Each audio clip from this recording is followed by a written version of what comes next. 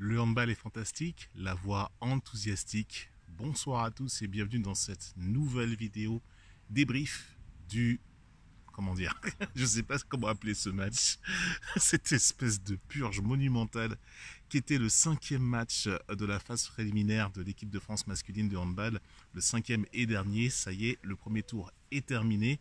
On connaît maintenant la place de la France. La France finit maintenant quatrième de ce groupe B après sa victoire contre la Hongrie sur le score de 24-20, sachant que la Hongrie avait aussi un énorme rôle à jouer, puisque la Hongrie, si elle s'imposait dans ce match, passait quatrième et donc allait disputer les quarts de finale et donc la phase finale du côté de Lille la semaine prochaine au stade Pierre-Mauroy devant 28 000 personnes.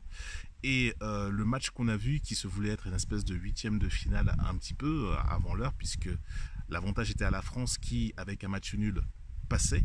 Là, pour le coup, la Hongrie, en fait, on a eu l'impression, même si la Hongrie, en deuxième mi-temps, a mené de 2 buts, mais après, elle s'est complètement effondrée. On va revenir dans cette rencontre, en fait, sur pas mal de choses.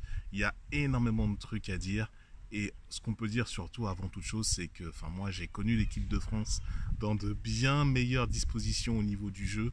Franchement, et là, ça me fait mal à la tête de voir l'équipe de France jouer au hand de cette façon. Comment va se découper la vidéo? D'abord, on va rentrer un petit peu dans les stats, dans les analytics pour voir d'un point de vue global qui s'est distingué. Après, on voit également les 3 points, les 3 enseignements majeurs à la sortie donc de cette rencontre contre la Hongrie et un petit peu faire un premier bilan sur l'ensemble un petit peu du tournoi de la France masculine jusqu'à maintenant. Et après, on va aller voir au niveau de l'évaluation. On va voir qui, au niveau de l'équipe de France surtout, s'est distingué, s'est fait remarquer à haut niveau. Et puis après, on passera à la fin de la vidéo. Il va s'agir après de te dire que, l'air de rien, la prophétie autoréalisatrice, elle peut avoir des dreadlocks, elle a des belles lunettes, puisque le France-Allemagne en quart de finale que je t'avais annoncé aussi bien chez les filles que chez les garçons, je t'invite à aller voir la vidéo preview que j'ai faite au début du tournoi. Et je te l'avais dit, je te l'avais annoncé. Donc dès maintenant, tu commentes, tu likes et tu partages cette vidéo s'il te plaît, parce que les gens doivent savoir, l'algorithme de YouTube doit savoir qu'il y a des gens qui connaissent leur sujet en termes de handball et qui connaissent un petit peu les affaires. Tu vois ce que je veux dire? Suivez mon regard. Bon, allez, on rentre dans la partie. La France l'emporte donc sur le score de 24-20. Il y avait, je ne l'ai pas noté, mais il y avait quelque chose comme 11-8 à la mi-temps. Ça m'a beaucoup rappelé les statistiques, les matchs des années 90, à l'époque où je jouais encore. C'était des scores un petit peu comme ça, qui étaient beaucoup plus fréquents, mais là c'est rarissime de voir un score aussi faible avec aussi peu de buts dans une mi-temps. La France a scoré à 24 sur 43, 56% de réussite, et la Hongrie à 20 sur 41, 49%. Quand on voit les buts se ventiler pour la France, on a donc dans la première rangée à 6 mètres, 6 sur 10, donc 3 sur 4 à l'aile. À 7 mètres, les pénaltys 2 sur 2 transformés par Hugo Desca. Et à 9 mètres, on a un 7 sur 16. Quand on regarde l'équipe de Hongrie en face, c'est 9 sur 24 à 9 mètres seulement. Et 5 sur 8 à 6 mètres, dont 3 sur 6 à l'aile pour la Hongrie. Énorme échec. La base arrière, la base arrière de la Hongrie, c'était très bizarre à voir. Autant tu as des joueurs qui s'en sont sortis, mais autant des joueurs comme Fazekas qui était complètement absent, ultra fébrile en fin de match, c'était n'importe quoi. Enfin voilà quoi, le match était mauvais, mais là les deux équipes, en fait c'était quelle équipe allait être la moins mauvaise quoi. En fait c'était ça le truc. À chaque fois c'est le genre de match où tu te dis mais j'ai perdu 1 heure de mon temps quoi, c'est un truc de dingue. Et quand tu regardes un petit peu ce qui se passe au niveau de l'équipe de France, il y a eu des percées quand même à 5 sur 9. Au niveau des buteurs, l'équipe de France, je te disais, Elohim Prandi termine meilleur buteur de la rencontre à 7 sur 12.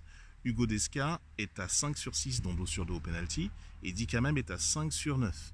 Au niveau des gardiens, Vincent Gérard a disputé l'intégralité de la rencontre, a juste laissé sa place pour un penalty à Rémi Desbonnets, penalty qui n'a pas réussi à arrêter. Et Vincent Gérard est à 11 sur 30, soit 37%. Même si son gardien, son homologue hongrois, fait mieux en face, il laisse quand même une bien meilleure impression à des arrêts déterminants à des moments clés de la rencontre. Et donc Vincent Gérard, dans ce type de match, forcément s'en sort très très bien quand ça joue très lentement, vraiment un rythme très très léger, avec des possessions super longues et pas beaucoup de contre-attaques. Hein, vraiment, c'était vraiment un rythme très de sénateur, de vétéran, ou même Nicolas Karabatic, je suis désolé pour lui, hein, même lui, il s'en est pas sorti, quoi. Donc voilà, et on va y venir à Nicolas, hein, parce que lui aussi, voilà, à un moment donné, il va falloir arrêter de tirer sur l'ambulance aussi. On sait qu'il est pas bon, qu'il est en bout de course, il en peut plus, ses tirs, ses impacts sont ultra prévisibles, il a plus le coup de rein, il y a plus grand chose, mais voilà, quoi, bref, allez, on en parlera plus tard. Maintenant, du côté des Hongrois, à distinguer, le meilleur buteur hongrois, c'est Bencé Imre, 6 sur 7 au tir. Zoltán Zita était très très bon, notamment en première période et en début de deuxième, et qui a permis justement à la Hongrie de monter à jusqu'à 2 buts d'avance à un moment donné de la rencontre. Et là, on commençait vraiment à voir les chocottes. 4 sur 7 pour lui. 4 sur 7 également pour Gabor Hancin aussi également, qui a donné sa contribution. Et donc là, pour le coup, Zita et Hancin ont été les deux meilleurs Hongrois, mais c'est clairement pas assez, avec une base arrière qui a été complètement... voilà, c'était pas ça du tout. Une équipe hongroise beaucoup trop lourde, beaucoup trop pataude. On va en parler un petit peu plus tard. Au niveau des gardiens, belle performance de Roland Michler, qui a le meilleur pourcentage des gardiens qui ont été utilisés dans cette rencontre, 9 sur 23 à 39%, et Christophe Palasic est à 4 sur 14 à 29%. Première leçon à retirer de cette rencontre, la qualification à l'arraché, et c'est tout. Et pour la manière, on reviendra plus tard. Là encore, dans ce match, on va juste se concentrer sur ce match. C'était un match, donc, comme je te disais, très lent, exclusivement centré sur la base arrière. Les ailiers, Valentin Porte, même Melvin Richardson s'est mis à l'aile, puisque Yanis Len est complètement out pour blessure du tournoi. Il est même retourné du côté de Barcelone pour se faire prendre en charge, donc il n'est plus du tout dans la partie, plus du tout dans le tournoi. Donc Melvin Richardson l'a remplacé un peu à l'aile, parce que c'est un gaucher qui peut se décaler, voilà, mais aucun tir pris par lui. Il a encore, voilà, Melvin Richardson passe dans ces Jeux Olympiques complètement au travers, mais complètement au travers. C'est juste, ça me fait de la peine, parce que c'est un joueur exceptionnel, la qualité de ce joueur, mais qui n'est pas du tout mis en valeur dans le système, s'il en existe un global de Guillaume Gilles, alors qu'on parle d'un gars qui a gagné la Ligue des Champions, quoi, et un joueur de la base arrière, une pièce maîtresse en backup de Dicamem à Barcelone, quoi. Ça me fait de la peine pour Melvin qui fait mais vraiment un sale tournoi, quoi, vraiment. Et pourtant, quel joueur Melvin, quel joueur que c'est du gâchis intégral. Et donc, je m'attarde un petit peu sur lui, parce que voilà, lui, Valentin Porte a quand même marqué une fois. Hugo Desca, heureusement qu'il score les pénaltys. Et puis aussi, des contre-attaques, comme c'est le plus véloce, donc forcément les ballons de contre-attaque arrivent pour lui, à l'image un petit peu de Chloé Valentini chez les filles. Et ben lui a un petit peu le même rôle chez les garçons sur son aile gauche. Et donc, il peut scorer un petit peu comme ça, mais dans le jeu, voilà, mets-toi dans le coin, dans le corner là-bas, et puis voilà, tes tirs au maximum, et puis et t'attends. T'attends, tu verras pas un ballon, parce que ça va se jouer donc sur la base arrière, et la base arrière, Nedim Remili, mais oh là là, Nedim, ça suffit, oh là là, j'avais déjà dit que c'était un wannabe de bicentre, ça se confirme match après match après match après match, même s'il a scoré 3 fois, et à chaque fois qu'il a scoré, c'était à chaque fois sur tout de suite, sans faire de gris-gris ou sans machin, parce que l'intervalle était ouvert. Il est archi efficace comme ça, Nedim. Il est très très bon comme ça. Arrière droit, t'es très bien. Mais arrête de faire... T'as fait 2, 3, 4 no-look pass au pivot à Fabregas ou à Tourna dans des tournois précédents. Ça y est, t'as cru que... Non, c'est pas ça. Non, Nedim, non, tu ralentis. Et même en première mi-temps, il y a une phase où il y avait une montée de balle, où on accélérait un petit peu, on récupérait le ballon. À un moment donné, on a réussi à contrer. Et les deux ailiers étaient démarqués sur les côtés. Lui, il était là en mode, ouais, j'ai récupéré le ballon, mais arrête, Nedim, arrête. Regarde tes matchs, franchement, Nedim. Non, c'est insupportable. À regarder, c'est insupportable. Tu joues pour toi, mais franchement, on a envie de rentrer dans la télé, de te dire, mais mon gars, mais j'ai plusieurs fois devant la retransmission, je me suis dit, mais qu'est-ce qu'il fait? T'es un super joueur pourtant, t'es un bête de joueur. Mais quand t'es comme ça, t'es insupportable, Nedim. Je te dis ça parce que je t'aime bien. On vient du même club, on vient de Créteil tous les deux. Arrête, Nedim. Arrête.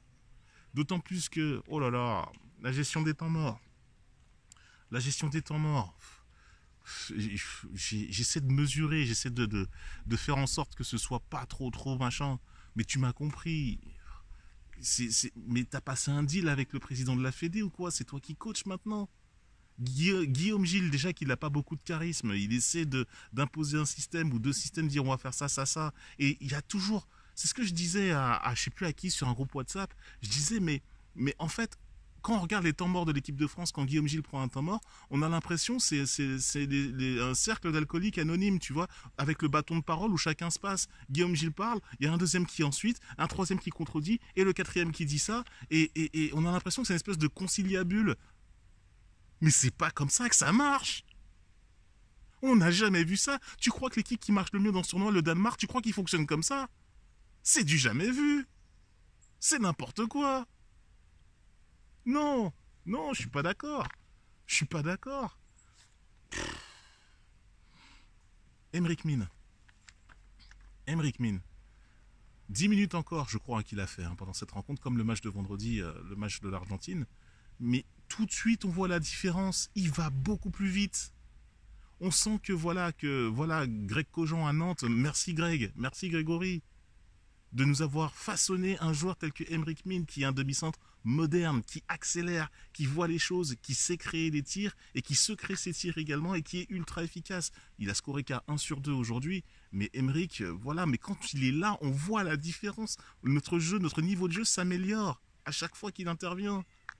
Mais je ne sais pas. Alors, il a été massé au mollet, visiblement, pendant la deuxième période, en espérant qu'il ne se soit pas fait quelque chose. On a vu, il y a une image. Moi, j'ai vu le match sur Eurosport Max. J'ai vu une image comme quoi le kiné était en train de le masser au mollet. J'espère qu'il lui arrive rien à ce niveau-là. Mais mais mettez-moi Emric Mine demi-centre par pitié et le jeu va s'améliorer. Et aussi, voilà quoi, ça c'était très très dur à voir. Alors j'ai commencé par les choses qui allaient pas, mais les choses qui vont bien, et là je vais en parler après au niveau de l'évaluation, c'est l'animation défensive pour le coup. Et donc on n'a pris que 20 buts. En même temps, la Hongrie était super maladroite. Je te rappelle que 9 sur 24 à 9 mètres. Donc en même temps, tu vas me dire, la Hongrie est maladroite parce qu'il y a une défense en face qui vient les chatouiller, les titiller. Et Karl Conan. Là, beaucoup de crédit à Karl Conan, s'il te plaît, qui a fait un match. Alors, sur les lignes de stats, tu vois pas, il n'existe pas de stats défensives au handball. Ça ne transparaît pas. Mais il faut absolument voir les matchs pour se rendre compte de l'activité et le pouvoir de dissuasion de Karl Conan. Il a une envergure, c'est pas des bras qu'il a, c'est des lianes. Et là, contre une équipe comme la Hongrie, ça passe. Après, on a vu contre une équipe comme le Danemark, c'était plutôt limité. Mais là, pour cette rencontre, à la Gara, un match de défenseur, un match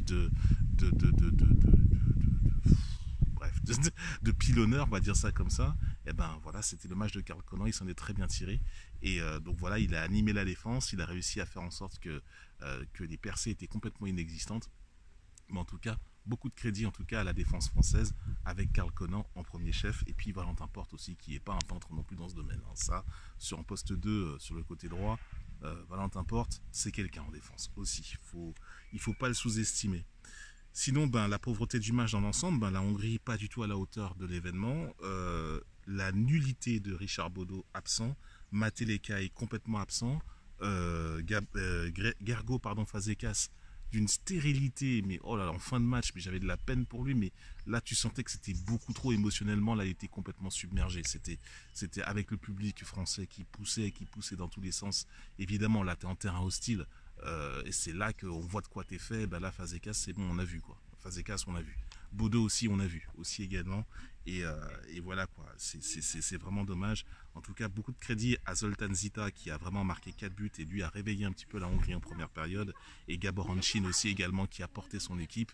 Mais c'est beaucoup trop peu en tout cas pour contrarier une équipe de France championne d'Europe en titre, championne olympique en titre, chez elle et qui joue mal. C'était pas assez. La Hongrie est donc trop faible et malheureusement la Hongrie termine 5e de son groupe. C'est terminé, éliminé. Au revoir messieurs et bon retour du côté de Budapest. Très belle ville au demeurant. Donc ça, voilà, ça y est, je pense que j'ai dit tout au niveau de mes points. Maintenant, au niveau de l'évaluation, donc Vincent Gérard, magnifique. Vincent Gérard, j'avais dit tout à l'heure, à 11 sur 30, 37% d'arrêt effectué. Karl Conan, voilà quoi, je viens d'en parler à l'instant. Superbe match de Karl Conan. Elohim Prandi en attaque à 7 sur 12, le meilleur marqueur. Lui aussi, pareil, a tiré son épingle du jeu avec des tirs et notamment des percées, notamment des rentrées à 7 mètres, c'est entre 7 mètres et 6 mètres qui ont été très efficaces et ont beaucoup aidé, donc avec une belle petite vision de jeu quand même, même s'il y a eu un peu de déchets. Et Dikamem aussi, qui a énormément contribué. Dikamem qui fait du Dikamem. Dikamem, on sait de quoi il est capable. C'est un des meilleurs arrière-droits du monde. Il peut transpercer n'importe quelle défense, une puissance exceptionnelle. Et encore faut-il bien le lancer, mais en même temps, il a une capacité à pouvoir se créer ses tirs aussi par ailleurs. Il a cette capacité-là, chose que lui autorise le wannabe demi-centre Nedim Remili. Mais toujours est-il que, voilà quoi. Heureusement qu'on a Dika et heureusement qu'on a Elohim, on arrive à s'en sortir comme ça. Mais là, encore une fois, le jeu de l'équipe de France est vraiment pas beau à regarder. On est vraiment sans doute l'équipe la plus dégueulasse à regarder parmi les équipes qualifiées, quoi. Vraiment, c'est vraiment pas génial. Et ben sinon, hormis ça, et puis sinon du côté de la Hongrie, j'ai bien aimé donc la prestation dans les buts de Roland Bickler à 9 sur 23, à 39%. Une chose, les tirs sur la tête de Roland Mickler aussi, il va falloir qu'on en parle. La gestion des arbitres, alors tu vois bien que dans ces vidéos débriefs, c'est très rare que je parle des arbitres, mais à un moment donné, voilà, la suggestion psychologique, tu vois, la soumission psychologique du fait que voilà, c'est l'avantage à domicile, la France est chez elle. Il y a un but, je sais plus c'est qui a marqué ce but-là, qui ricoche sur la tête de Roland Mickler. Également un tir sur la tête de Roland Mickler aussi qui a été fait du côté gauche aussi également. Je sais plus c'est qui a tiré dessus. Voilà quoi. À un moment donné, il y a eu un 2 minutes. Hein, voilà, c'est Hugo Desca qui lui tire sur la tête en premier. Le deuxième, je sais plus c'est qui. Bref, on a eu des faveurs. On en a profité. C'est l'avantage de jouer à la maison avec le public qui peut mettre la pression. Donc là, on en profite au maximum. Mais voilà quoi. On le signale quand même. Donc je suis enthousiaste mais pas trop par rapport à cette équipe de France. Même si on retiendra que la qualification et que forcément, après.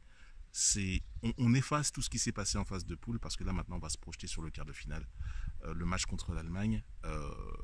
J'aurai l'occasion de faire une preview de ce quart de finale que je vais tourner vraisemblablement demain. Tu la verras arriver quelque part parce que demain il n'y a pas de match. Au moment où je t'enregistre cette vidéo, c'est juste avant le match Norvège-Danemark qui va se disputer là dans quelques instants. Et après, on a un autre huitième de finale entre guillemets dans l'autre groupe entre l'Espagne et la Croatie qui va valoir un pesant de cacahuètes avec énormément de tension aussi dans ce match-là où l'équipe qui remporte ce match sera qualifiée, aura la 4e place et va jouer le premier de notre groupe. Ça devrait être en principe le Danemark, mais à vérifier après les matchs qui vont avoir lieu, les 2 derniers matchs de phase de groupe qui vont avoir lieu en soirée. Voilà pour cette rencontre. Je pense que j'ai tout dit, j'ai été complet. Bien entendu, comme je t'ai dit, la prophétie autoréalisatrice, j'ai pronostiqué, pardon, c'est mon cahier sur le banc, j'ai pronostiqué 2 France-Allemagne chez les garçons et chez les filles, 2 France-Allemagne. Alors, je te le concède, le France-Allemagne que je voyais chez les garçons n'est pas du tout dans l'ordre dans lequel il s'est présenté. Je voyais la France première de son groupe et l'Allemagne 4e, et c'est pas du tout ce qui s'est passé.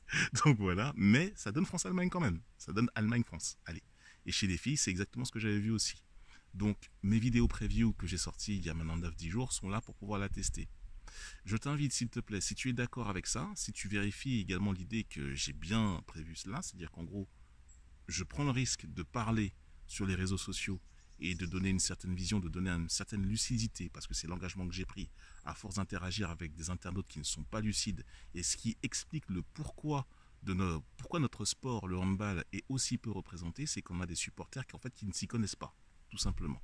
Alors je ne dis pas que moi je m'y connais à fond ou mieux qu'un Daniel Costantini ou que Claude Onesta, je ne dis pas que je me connais mieux qu'eux, mais je regarde les matchs et j'essaie d'être lucide, c'est-à-dire de voir ce qui se présente, et de voir les chaînes causales qui amènent à ces choses-là.